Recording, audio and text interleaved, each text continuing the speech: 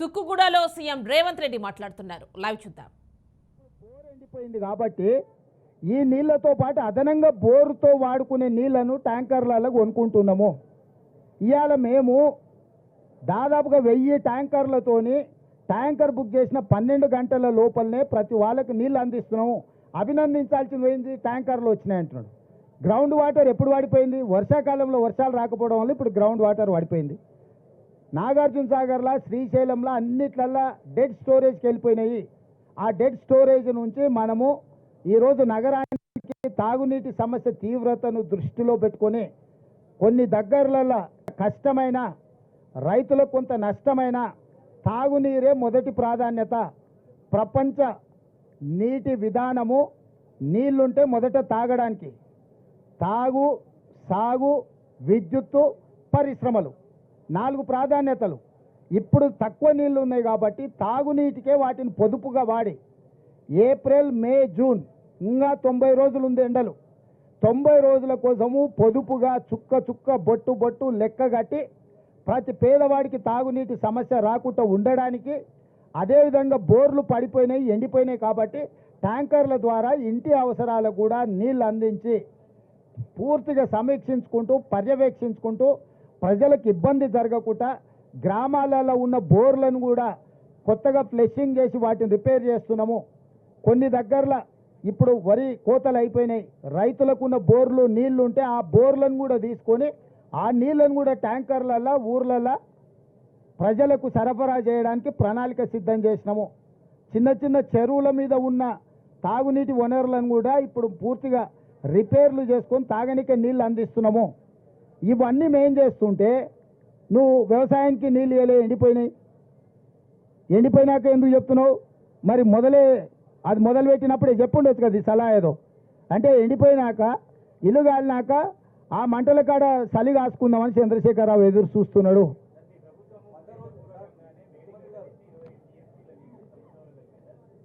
ఇప్పుడు నేను అదే చెప్తున్నా, మేడిగడ్డ వాళ్ళ అధికారంలో ఉన్నప్పుడు 3 నెలల ముందే పగిలిందా, కుంగిందా? నీళ్ళు ఎవడో వదిలిండా? మీరు అంతా చూసి వచ్చారు కదా. ఎన్నికలప్పుడు నేను, రాహుల్ గాంధీ గారు పోయినప్పుడు చుక్క నీళ్ళు ఉండేనా? నేను, శ్రీధర్ బాబు గారు మేము పోయినామా? ఇక దాంట్లో నీళ్ళు ఎప్పుడు నింపిండా? బుర్ర లేకుండా మాట్లాడుతుండు, మందేసి మాట్లాడుతుండో, మతి లేకుండా మాట్లాడుతుండో నాకైతే తెలియలేదు. ఎప్పుడు పోయింది మేడిగడ్డ? ఆగస్టు, సెప్టెంబర్లోనే కదా పోయింది. అది పోయినెంబడే కదా మేడిగడ్డలు ఉన్న నీళ్ళని వాళ్ళే కదా కిందికి వదిలింది. తర్వాత మేడిగడ్డలో నీళ్ళే వాడు నింపిండు. డ్యామ్ సేఫ్టీ వాళ్ళు వచ్చి ఉన్నవి కూడా తొలగించండి అని చెప్పారు కదా. ఇది వదులు, దాని పైన ఉన్న అన్నారం కూడా బొక్క పడ్డది, కూలేటట్టుంది, దాన్ని కూడా నీళ్ళు వదలమని డ్యామ్ సేఫ్టీ వాళ్ళే చెప్పారు కదా. సాంకేతిక నిపుణులు పర్యవేక్షిస్తుంటే కాంగ్రెస్ వాళ్ళు వచ్చి 20 టీఎంసీలు కిందికి నీళ్ళు వదిలిందంటే ఏమన్నా మతుందానే? ఆయనకు అసహనం ఉంది, నేను ఒప్పుకుంటా. అదేనా ఈయన ఈ బోడిగాడ ఆయన నైపుణ్యంతో గట్టే గట్ల ఏడ్చింది. మేడిగడ్డ గుంజింది, అన్నారం పగిలింది. అందుకే నిజమైన నిపుణులతో సూచన తీసుకోండి. మాత్రం తెలివితేటలు అవునాయన 5 సార్లు అడిగినాము, 4 సార్లు పర్యవేక్షించారు, వాళ్ళు ఇచ్చిండ్రు. మధ్యంతరం ఇస్తే ఉన్నది కూడా కూలిందంటే సస్తర్రా మీరు? దాన్ని పూర్తి స్థాయిలో సూచనలు చేస్తామని వాళ్ళు చెప్తున్నారు. మరి ఆ మాట కేంద్ర ప్రభుత్వాన్ని అడగాలి కదా. ఎన్డీఏసీ కేంద్ర ప్రభుత్వ పరిధిలో పనిచేసేది కదా. చంద్రశేఖరరావు మోడీని ఎందుకు అడుగుతలేడు?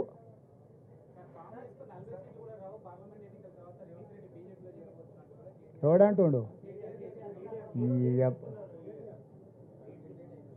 ఇప్పుడు కేటీఆర్వి అన్ని పోరంబోకు మాటలు. ఊర్లలో ఆవరగాళ్ళు ఉంటారు కదా, చెట్ల కింద కూర్చొని పొంకనాలు కొడుతుంటారు.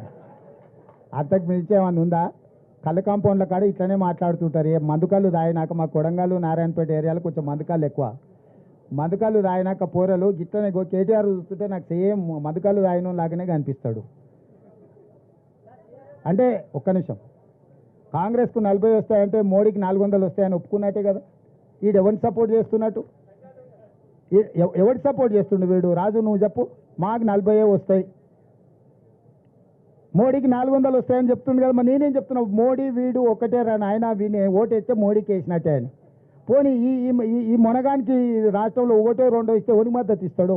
మేమైతే లోపలికి రానియం. వాళ్ళకు పడకపోతే ఎవరికి ఇస్తాడు? ఆయనకు ఓటేస్తే దండగానే కదా. అంటే వాళ్ళ మాటల వెనకాల ఉన్న మర్మం మీరు ఆలోచన చేయరు. వాళ్ళు ఏంది కాంగ్రెస్కు 40 రావాలని కోరుకుంటారు. ఎందుకంటే వాళ్ళ బాసు మోడీ గెలవాలని. వాళ్ళు మోడీతో అంటగాకి వాళ్ళు బెయిల్ల కోసము కేసుల నుంచి రక్షణ కోసం ఢిల్లీకి పోయి కాళ్ళు పట్టుకొని వాళ్ళు కప్పం కడుతున్నారు మోడీకి. మా గురించి ఏంది మాట్లాడేది?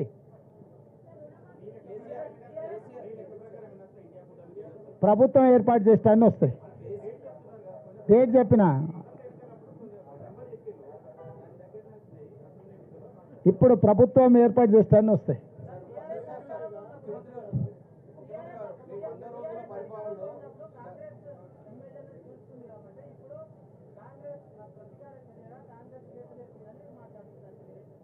ఇక వాళ్ళే చెప్పాలి, వాళ్ళే చెప్పారు కదా. ఇక మళ్ళీ నేను కొత్తగా చెప్పేదేమో ఏం చెప్పాలి?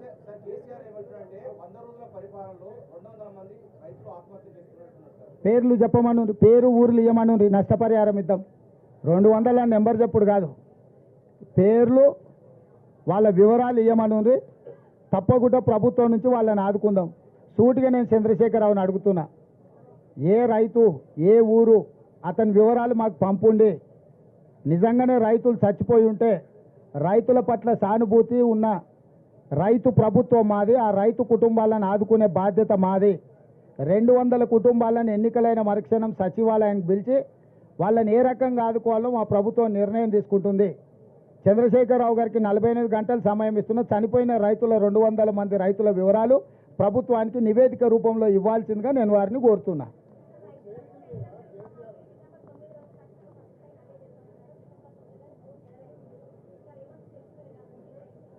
ఎవరంటారమ్మా? ఎవరంటారు? మీరు ఎందుకంత సీరియస్గా తీసుకుంటారమ్మా?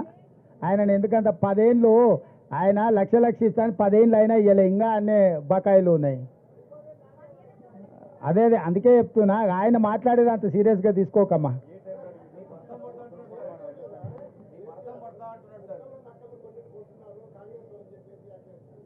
వాళ్ళు కూడా అన్నారు అదో గుంటనక్క, ఆ మాటలు మేము పట్టించుకోమని. ఇంకా వాళ్ళ ఇష్టం ఏదన్నా అనుకోని మనకెందుకు.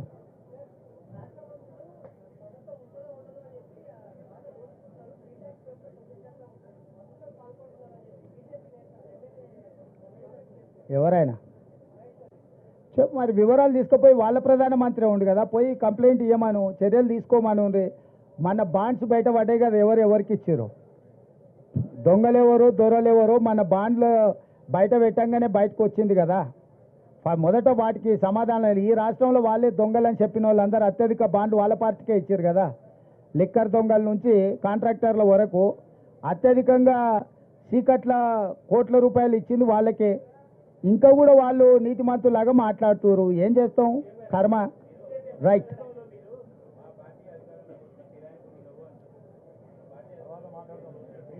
నువ్వు ఇంటికి రానికి సెలవు చెప్తా.